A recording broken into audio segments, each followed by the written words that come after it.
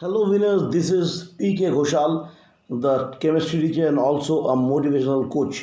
भाई कई बच्चा पूछते हैं सर किस तरह से पढ़ेंगे तो कॉम्पिटिटिव एग्जाम्स निकलेगा।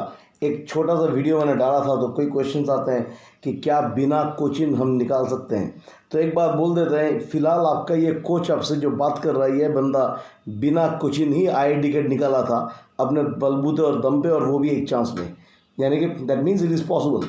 पर हाँ, हमने कुछ स्ट्रेटजीज फॉलो किए थे और अभी आपको हम जो स्ट्रेटजीज बोलेंगे उससे भी कुछ ज़्यादा बेहतर बोलेंगे, because I also learn the things and I also guide people accordingly. मेरे कई स्टूडेंट्स हैं जो एक बार एग्ज़ाम निकाल चुके हैं, तो ऐसे कोई एग्जांपल्स मेरे पास है। But I am here to discuss about the things, किस तरह से हम पढ़ेंगे तो हो जाएगा। That is not by attending any coaching. तो पहली बात हम बोल रहे हैं, तो स्टूडेंट्स को 3 क्लास में बढ़ते हैं। पहला क्लास क्या है, कोचिंग हमको लेनी ही लेनी है कुछ भी हो जाए। क्लास नंबर 2, भाई पैसा है, कोचिंग अफोर्ड कर सकते हैं, मगर वो एक दुविधा में रहते हैं कि कोचिंग हमको अटेंड करना है कि नहीं करना है। और तीसरा क्लास ये है, उनके पास पैसे नहीं है, कोचिंग अफोर्ड नहीं कर पाते हैं, और कई बार तो बेचारे विवश हो जाते हैं कि भाई कोचिंग नहीं कर पाएंगे तो क्या हमसे बनेगा। तो भाई हम एक बात बोल रहे हैं, कोचिंग में पढ़ना न पढ़ना इज़ नॉट अ फैक्टर कुछ और है।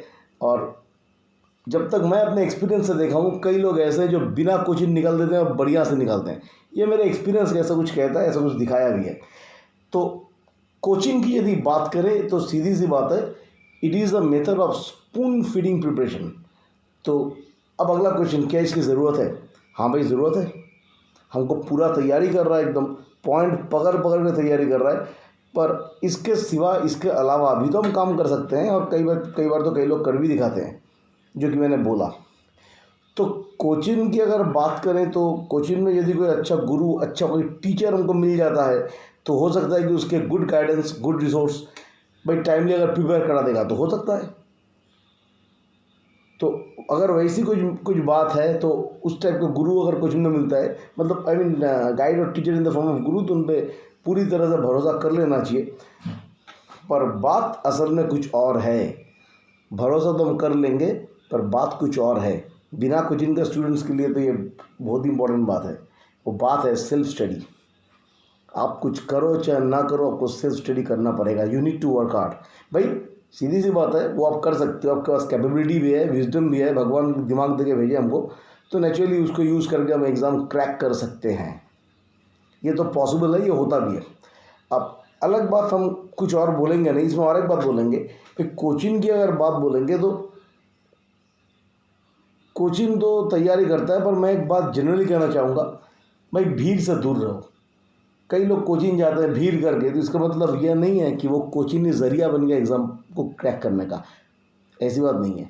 तो भाई सीधी सी बात है, मैं बोलूँगा भीड़ से थोड़ा दूर रहो और ख़ुद को अंडरस्टैंड मत करो। Don't understand yourself. अकेले में होता है, अकेले में और अच्छा कर पाओगे, क्योंकि कम से कम तुम तो जानते हो ना भाई, आप तो जानते हो ना भाई आपका कैरेक्टर क्या है। You know your own character, you know your own strengths and weaknesses, so you mold your character, you mold your way of studies, और mold everything accordingly। तो खुद को अंडरस्टैंड मत करो। अब बात ये आती है कि हम बिना कोचिंग कैसे करेंगे। और हालांकि कोचिंग वाला भी कोई ये वीडियो सुन रहा है तो वो भी सुन सकता है, क्योंकि ये स्टेप्स तो उन्हें भी काम में लाना पड़ता है, तो कोचिंग तो उनको ये सब गाइड करते ही हैं। But still I am telling, बात क्या है, देखो 3 स्टेप्स होते हैं एग्ज़ाम को क्रैक करने का। सबसे पहला स्टेप होता है रिसोर्स का शॉर्ट लिस्टिंग। यह बहुत इंपॉर्टेंट बात होती है। तो इसके लिए सबसे पहली बात हम बोलेंगे, मतलब रिसोर्स का कैसे शॉर्ट लिस्टिंग करेंगे। This is the best mantra, that is you should bound yourself to resources. तो भाई कैसा रिसोर्स, कौन सा रिसोर्स, किस तरह का रिसोर्स? इस सवाल का जवाब मैं ऐसा बोलूँगा, सबसे पहला काम है स्टडी द थिंग्स थॉरोली। वहाँ पे किसी भी तरह की कोई काम चोरी, कोई प्रोक्रेस्टिनेशन, कोई टाल मटोल नहीं होना चाहिए। चीज़ों का एकदम सीरियसली पढ़ना चाहिए। सेकंड क्या करेंगे, भाई अपना इलाके में हो या कहीं भी हो, कोई ऐसा ढूंढो भाई जो टॉपर हो या फिर जो एग्ज़ाम क्रैक कर चुका है, उनसे मिलो, उनसे पर्सनली पूछो, बता देंगे। बंदा कर चुका है, बता देंगे कि हाँ भाई ऐसे ऐसे होता है, ऐसा ऐसा नहीं होता है, मैंने ये स्टेप्स लिया था। उससे कुछ नहीं, हम उनकी बातें सुन के हम कोशिश करेंगे जानने की कि वो शॉर्ट लिस्टिंग कैसे कैसे किया है रिसोर्स का। और या फिर ऐसा भी हो सकता है कि हमारा कोई दोस्त है जो कोचिंग ज्वाइन किया है, उससे भी हम पूछ सकते हैं रिगार्डिंग शॉर्ट लिस्टिंग। पर बी वेरी कॉशस। भाई दोस्त हमारा ट्रस्टवर्दी होना चाहिए, दोस्त हमारा जो है वो विश्वास नहीं होना चाहिए। मैं एक बात बोलूँगा, क्योंकि अधिकतर केस में क्या होता है, लोग सेल्फिश बन जाते हैं। सीधी सी बात है भाई, मैं पैसा दे के पढ़ रहा हूँ, तुम पैसा नहीं दोगे, हम काहे तुमको गाइड करेंगे भाई। तो ऐसे दोस्त हमको नहीं चाहिए। तो अगर दोस्त अच्छा है तो ठीक है, पर जनरली ये देखा गया है कि ये सब मामले में लोग थोड़ा सेल्फिश बन जाते हैं। तो तीसरा रास्ता जो है उसमें तो धोखा खाने का कोई चांस है ही नहीं। वो क्या है, सीधी सी बात है, यूट्यूब खोलो, कई वीडियोस मिलेंगे, उनमें से कम 3 या 4 टॉपर की बातें सुनो, किस तरह से वो अपने आप को वर्कअप करते हैं, किस तरह से वो रिसोर्स को शॉर्ट अप करते हैं, और शॉर्ट अप करने पे वो क्या करते हैं, सेट ऑफ रिसोर्स बनाते हैं। What is set of resource? Set of resource मतलब एग्जाम्स के क्वेश्चन उसी से आता जाता रहता है, उसी का दर बदर घूमते हैं। तो वैसा सेट ऑफ रिसोर्स अगर मेरा बन गया, पूरा बनाने के बाद, वो तो हम क्वेश्चन पैटर्न देख के भी कुछ अंदाज़ा लगा सकते हैं, पर एक बार मेरा सेट ऑफ रिसोर्स अगर बन गया तो सीधी सी बात है, उसको ट्रस्ट और फाइनलाइज करके हमको स्टेप नंबर 2 में जाना चाहिए। What is step number 2? Step number 2 है मेकिंग एंड फ्रेमिंग स्ट्रेटजी। भाई पहला वाला पॉइंट पर अगर हम स्टिक करके सोच लेंगे कि भाई मेरा तो हो गया, तो बाबू नहीं होने वाला है। पहला पॉइंट क्या है, वो एक रास्ता है चलने का, पर पूरी तरह से एक मार्ग नहीं है। उसको ठीक से साकार करने के लिए हमको सेकंड नंबर स्टेप में चलना पड़ेगा। ये सेकंड स्टेप क्या है, एक राइट स्ट्रेटजी। तो राइट स्ट्रेटजी का फर्स्ट क्या है भाई, जब हम शॉर्टलिस्टिंग कर रहे थे स्ट्रेटजी के लिए, तो उस समय हम क्या कर रहे थे सिलेबस को थॉरली पढ़ रहे थे। तो अभी स्ट्रेटजी में ये होना चाहिए कि थॉरली तो पढ़ लिए, किसको कैसे रिवाइज करेंगे, ना करेंगे, क्या करेंगे, क्या मेरा वीक पॉइंट्स है, क्या मेरा स्ट्रेंथ है, किसको क्लियर करना है, किसको ना करना है, उसके ऊपर वर्कअप।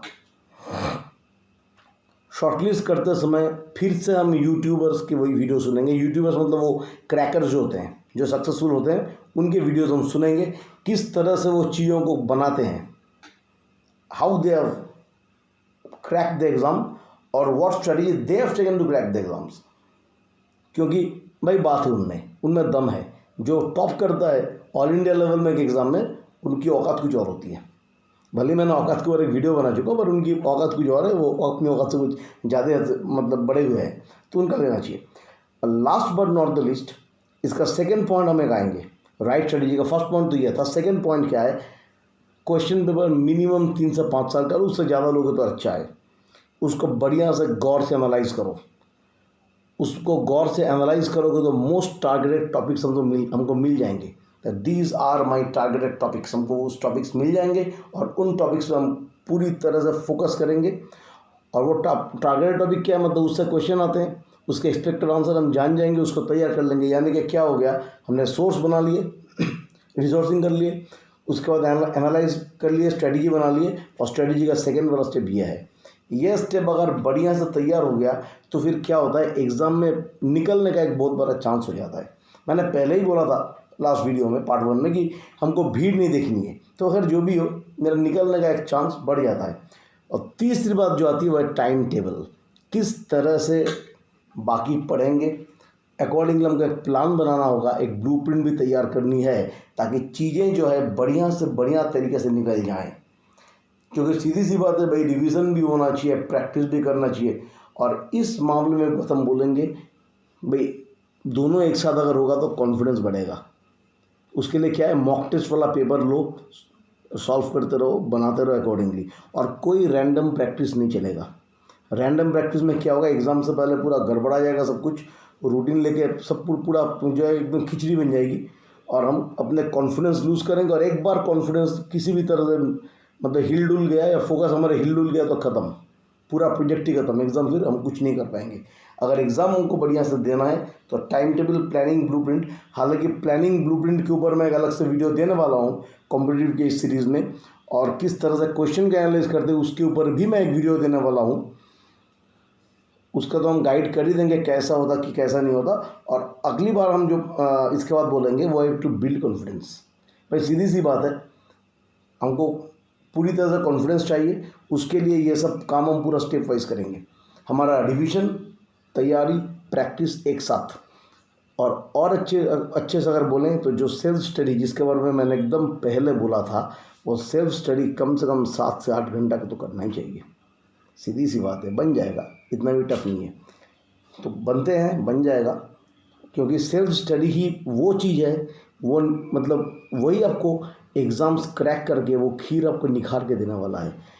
कोई कोचिंग तय नहीं करेगा मेरा फ्यूचर क्या है, कोचिंग तो इन जनरल बताता है क्या करना ना करना कैसे करना, पर किस तरह से करना है, how to work, what to do coaching बताता है।